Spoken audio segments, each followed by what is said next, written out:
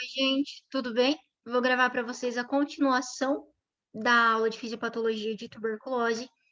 Então, se você não assistiu a parte 1 da aula, precisa assistir, senão você vai ficar perdido, beleza? Mas vamos lá, parte 2 da aula de fisiopato. Vou compartilhar a tela aqui com vocês.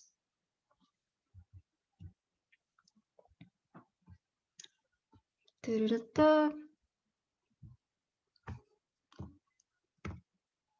Aqui.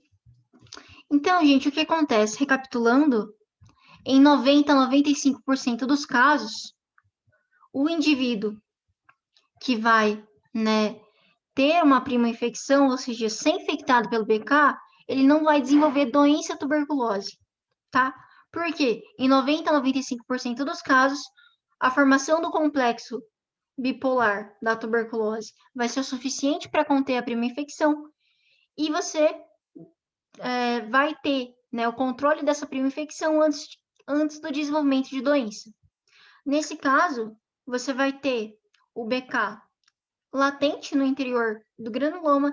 Esse granuloma com necrose caseosa, ele vai ter sua necrose caseosa reabsorvida, ele vai sofrer fibrose e calcificação.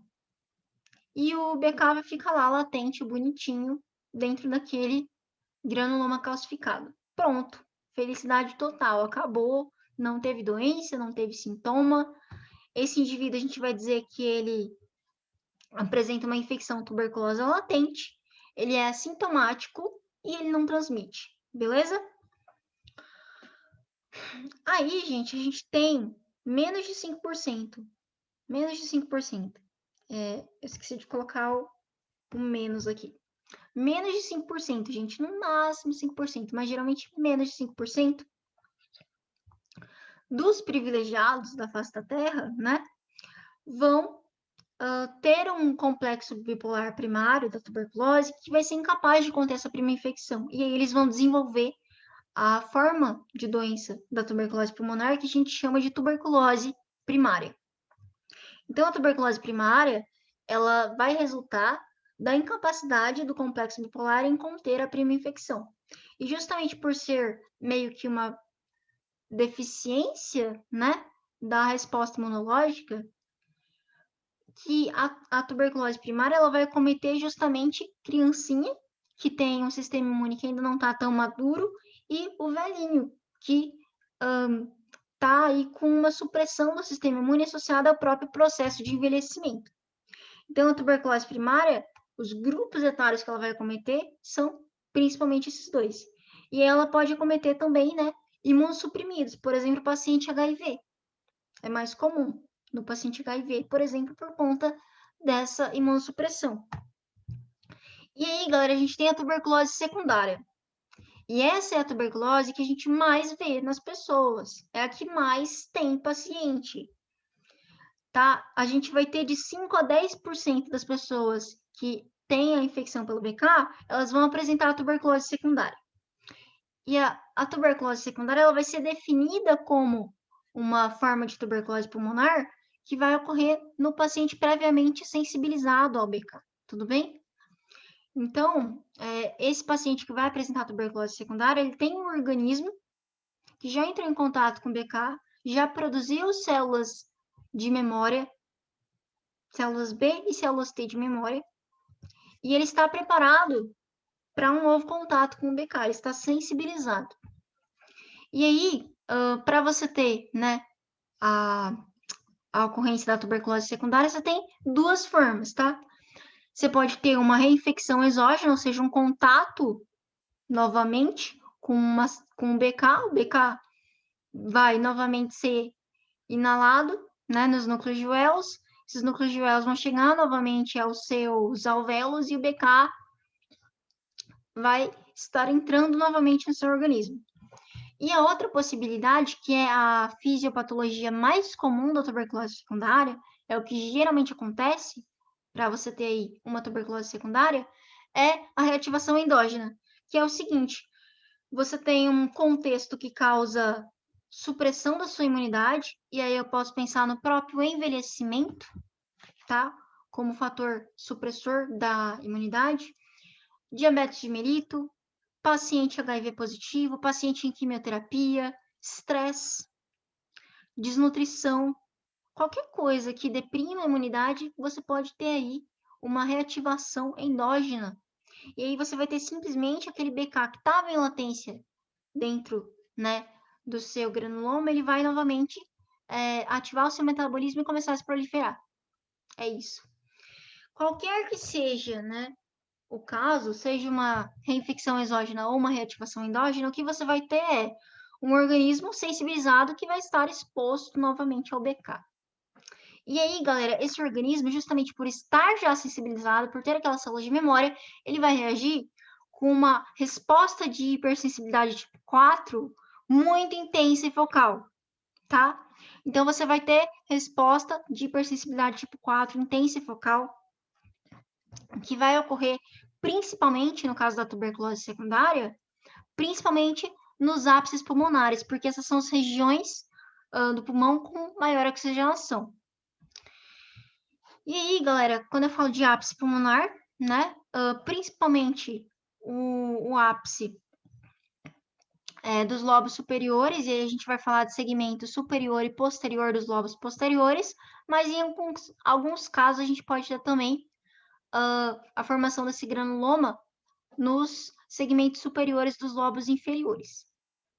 Mas geralmente, ápice de lobo superior, tá? E aí, galera, o que vai acontecer? Você vai ter, né? Quando eu falo de ação de hipersensibilidade intensa, é que esse granuloma, ele vai ser um granuloma enorme. Ele vai ter uma grande área de necrose central. E essa necrose central, ela vai ter tendência a se liquefazer. E justamente por ser um granuloma enorme, ele vai lesionar capilares sanguíneos, vai lesionar brônquios. A partir do momento que ele lesiona um brônquio, esse brônquio lesionado, ele vai servir como estrutura para drenar essa necrose caseosa que se liquefaz no interior do meu granuloma. Então, a necrose caseosa liquefeita, ela vai ser drenada por esse brônquio. E aí, a partir disso, eu vou ter uma disseminação broncogênica do BK. E, além disso, galera, eu vou ter a formação do que a gente chama de caverna tuberculosa, que é o seguinte: você vai ter aquela necrose, aquele material necrótico drenado, e aí no local em que estava aquela necrose caseosa vai se formar uma cratera no meu parênquima pulmonar, um buraco no meu parênquima pulmonar cheio de bacilos. Esse buraco no parênquima pulmonar cheio de bacilos a gente chama de caverna tuberculosa ou lesão cavitária da tuberculose ou cavitação, tá? Tudo sinônimo. É um buraco no parênquima pulmonar cheio de bacilo. E aí, galera, o interessante é que a presença dessa lesão cavitária é um fator que aumenta muito a transmissibilidade desse indivíduo. O cara que tem um buraco cheio de bacilo, toda vez que ele tossir e escarrar, ele vai liberar muito mais bacilo do que um cara que não tem buraco. Então, o cara que tem essa lesão cavitária, que é muito comum na tuberculose secundária, né, característica da tuberculose secundária, ele vai transmitir muito mais. E aí, galera, como eu falei, você pode ter lesão também por esse granuloma capilar, de vaso sanguíneo. E aí você vai ter uma disseminação hematogênica da tuberculose. Aliás, uma disseminação hematogênica do BK, podendo causar, né, o que a gente chama de tuberculose miliar, que é a forma de tuberculose decorrente de disseminação hematogênica.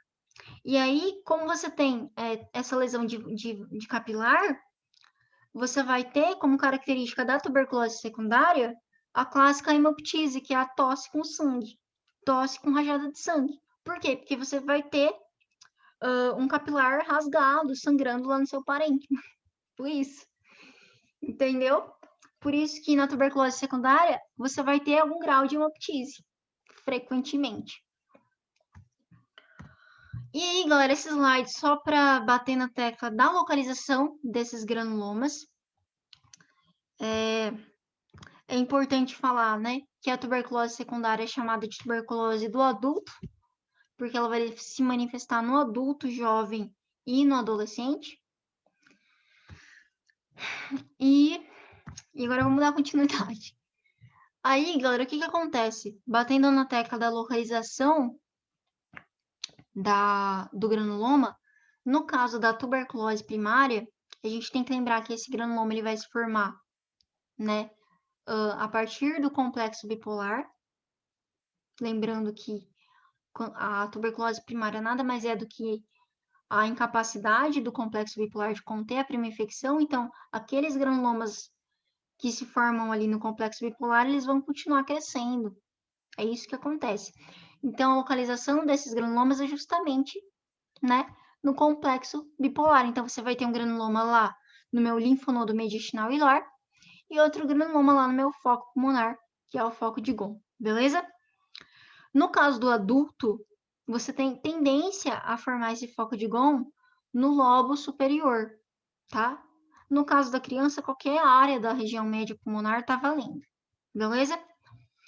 E aí, galera, falando da tuberculose secundária, em que você vai ter geralmente a formação desse granuloma nos ápices pulmonares, né? Então, tá aqui para vocês a figurinha do pulmãozinho com os ápices pulmonares formando granuloma na tuberculose secundária. Por fim, gente, a gente tem a tuberculose miliar. A tuberculose miliar ela é uma forma de tuberculose pulmonar decorrente de disseminação hematogênica. Por isso, ela pode ocorrer como consequência da tuberculose primária ou da tuberculose secundária, porque nas duas você pode ter uma disseminação hematogênica, tá? E aí vai ser simplesmente o seguinte, gente. Na tuberculose miliar, você tem uma disseminação hematogênica, você tem bacteremia, e o BK ele vai formar microlesões granulomatosas em vários órgãos. Então, ele forma microgranulomas inflamatórios em vários órgãos, incluindo aí sistema nervoso central e fígado. Uma manifestação comum da tuberculose miliar é a hepatomegalia. E em 30% dos casos você tem manifestações de sistema nervoso central. E quando você tem uma tuberculose miliar, você tem um risco muito mais elevado de você ter uma tuberculose meningea, justamente por você ter acometimento aí do sistema nervoso central. E aí, a característica radiográfica da tuberculose miliar é esse padrão que a gente chama de padrão miliar, em que você vai ter, né, opacidades micronodulares presentes aqui de forma simétrica. Então, você vê aqui essas opacidades micronodulares, bem pequenininhas, né, a gente chama de retículo nodular, presentes nos dois lados de forma mais ou menos igual, beleza? Isso aqui a gente chama de padrão miliar, é o clássico da tuberculose miliar. E aí, galera, a nossa aula era isso. Espero que vocês tenham gostado. Se inscrevam no canal, porque se inscrevendo no canal você vai ter acesso a outras aulas, vai ficar sabendo de todas as aulas que eu postar e vai poder seguir aí um raciocínio de aulinhas bonitinho para você entender as coisas massas da medicina, beleza? Muito obrigada, beijinho!